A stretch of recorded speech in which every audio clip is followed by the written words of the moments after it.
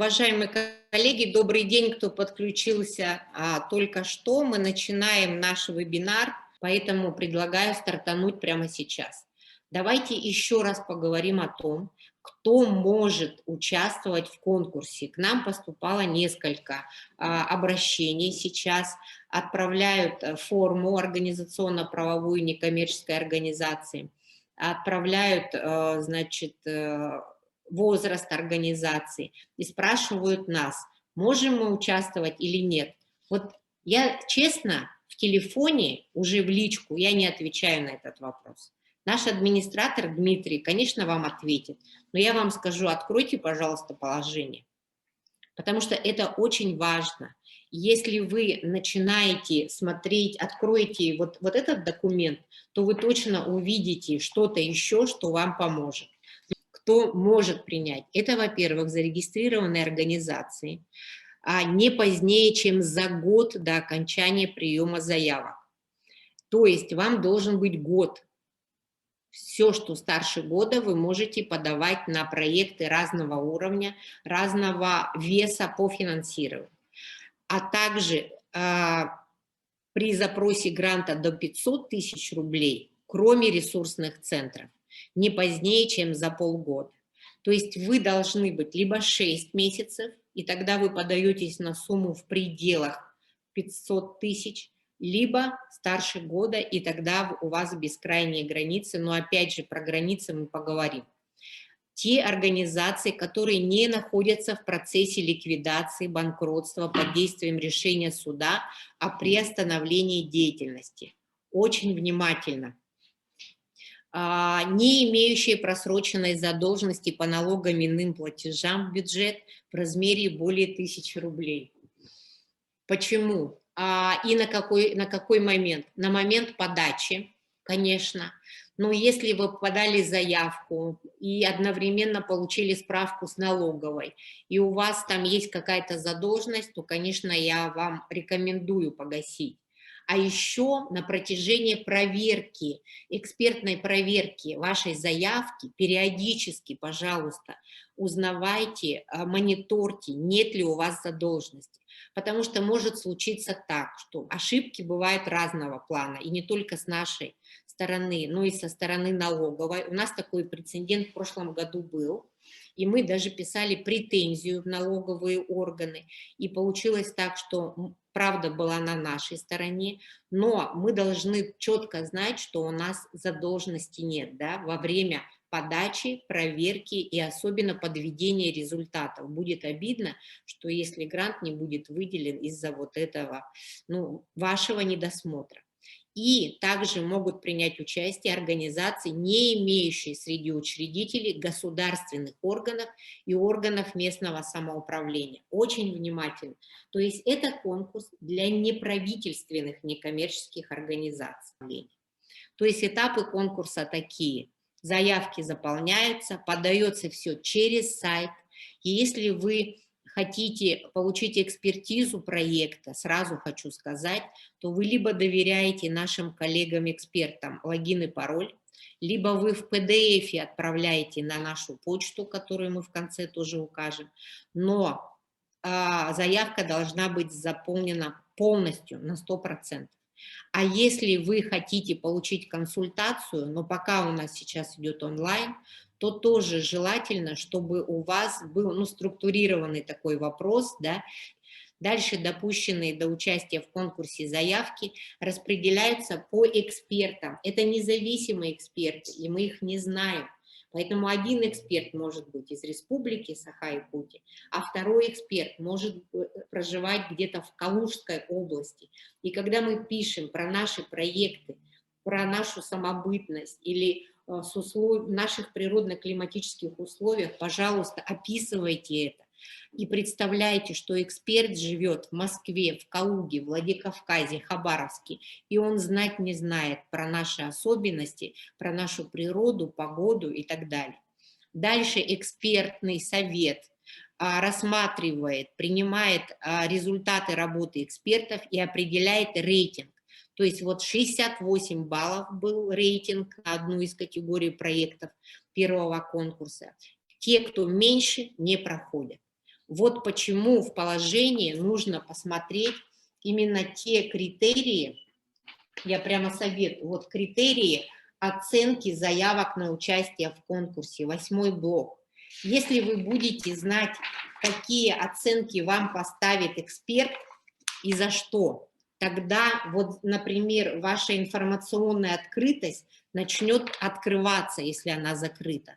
У вас появится в Инстаграме страничка не Ивана Ивановича Иванова, а именно оно, ДПО, например, «Солнышко». Потому что физлица – это физлица, мы представляем юрлица, и у каждого юрлица, конечно, должна быть своя либо социальная сеть, либо страничка, или хотя бы логотип ваш должен висеть на сайте администрации, например, района или наслега. И хорошо бы, если у вас были свои странички в соцсетях, они у нас разные сейчас, да, и, конечно, сайт – это великолепно, но также нужно, чтобы о вас знали, поэтому вы обязательно в проекте укажете все ссылки, которые были о вашей организации, а не лично о вас как личности. И дальше координационный комитет подводит итоги, и мы с вами сидим и молимся, и ничего нам не остается, след внимания. Давайте мы все-таки вспомним, что же такое социальный проект. И все-таки с точки зрения фонда президентских грантов, социальный проект – это комплекс действий и мероприятий, направленных на достижение целей и получение заранее запланированных результатов для изменения существующей социальной проблемы. Проект, он ограничен ресурсами, временем, территорией и командой проекта. Иногда к нам отправляют проекты, которые явно тянут на программу. Они вот прямо такие тяжелые по времени, еще говорят, ой, он у меня там 3 или 5 лет. Вот 3-5 лет – это программа. Проект фонд президентских грантов не поддерживает, да, практически, кроме одного направления, проекты, которые старше 1,5 года. То есть год-полтора, может быть меньше, но больше получается, время ограничено, да. Территория тоже, посмотрите свой устав. Если в вашем уставе написано, что вы общественная организация Республики Саха-Якутия, значит, вы можете разрабатывать проект, географии которого, можно следующий слайд, будет Республика Саха-Якутия.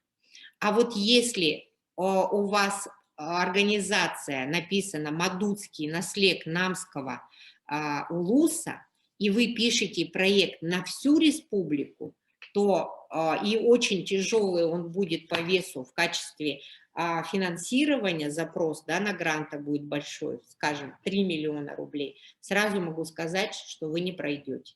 Потому что вы можете писать и разрабатывать проект только на той территории, которая у вас прописана уставом. Это может быть город, это может быть улус, это может быть наслег, это может быть Республика Саха-Якутия. И есть уникальные организации, которые могут разрабатывать межрегиональные проекты. Здесь и другая сумма, и здесь даже другие временные рамки. Первое. Мы не глубоко с вами изучаем причину проблем целевых групп, а не умеем сформулировать и обосновать проблему. 7-й блок заявки в первом листе – это именно актуальность. Она звучит как актуальность, да, вашего проекта, но по факту это проблематика. И есть такой закон в проектировании. Нет проблемы, нет проекта. Поэтому, если у вас все хорошо, если вам, в принципе, вы никого не спасаете, вы не участвуете в каких-то конкретных решениях проблемных вопросов, да, или актуальных, назревших вопросов для конкретной территории, то это не проект, это просто ряд мероприятий, а иногда бывают проекты тоже уникальные. Один фестиваль провели. Вот по мне так это не проект. Это одно большое мероприятие. Дальше, неправильный выбор целевой аудитории проекта. Опять же, должны смотреть, можем ли мы по уставу помогать детям с инвалидностью или нет, да? Или детям-сиротам и детям, оставшимся без попечения родителей. Потому что нас некоммерческие организации очень часто уносят вперед, и мы хотим как Брюс Уиллисы, спасти все человечество, и забываем о том, что, оказывается, мы ограничены нашими учредительными документами конкретной целевой группы. Из-за пропуска этапа исследования, то есть очень часто анкетирование прикрепляют или статистические данные, обоснование проблемы целевой группы.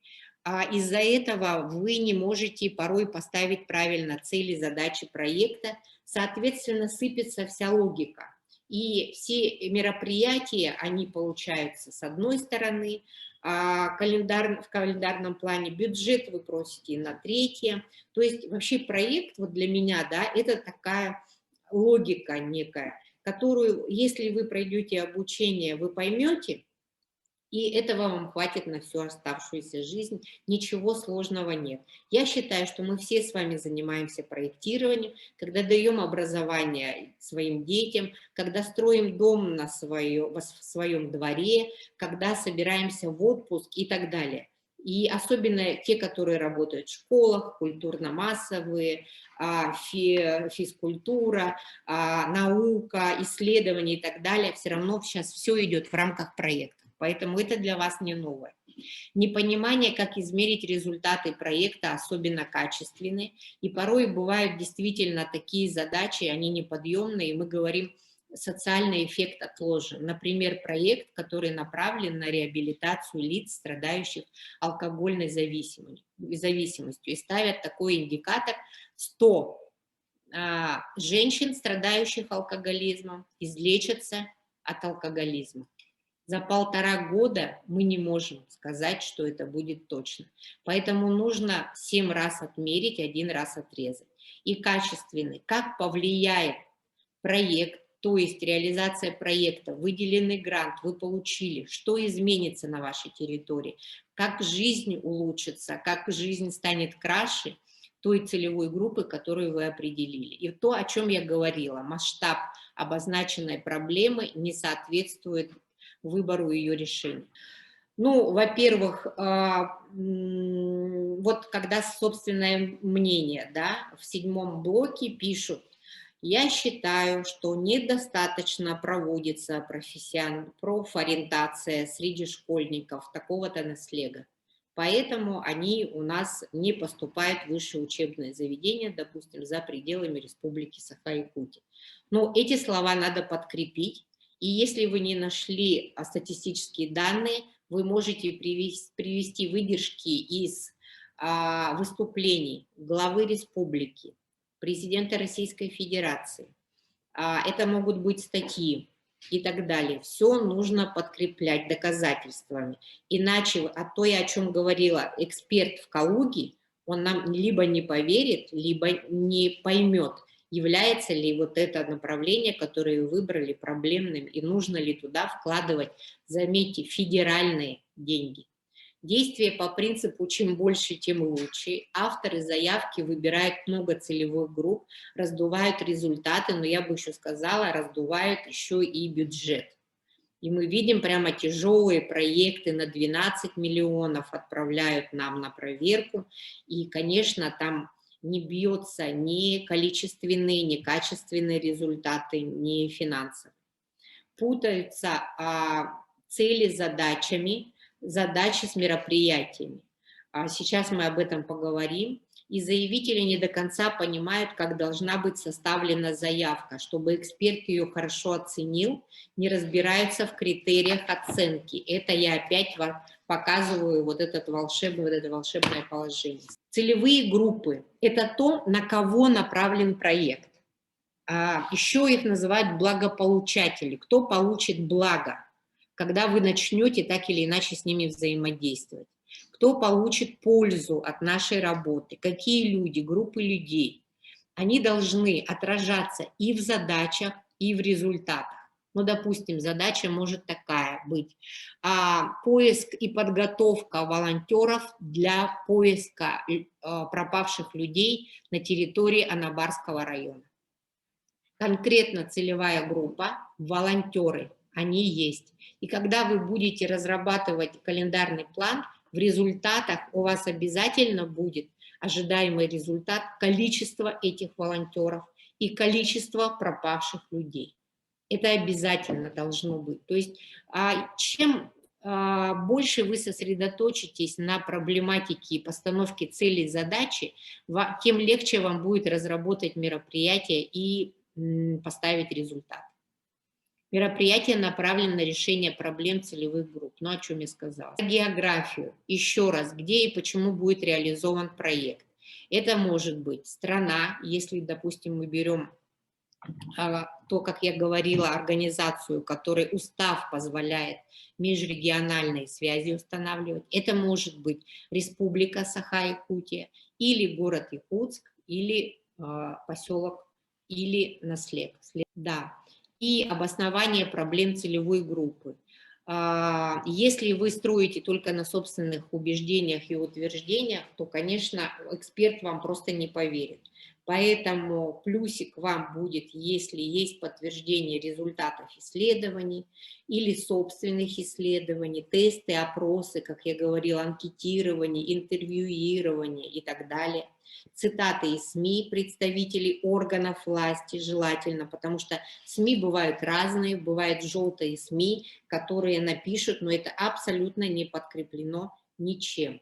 И официальная статистика. Ну, здесь мы уже говорили, цель проекта – решение проблемы всех выбранных представителей целевых групп, всегда измеримо, достижимо и конкретно. Следующий слайд.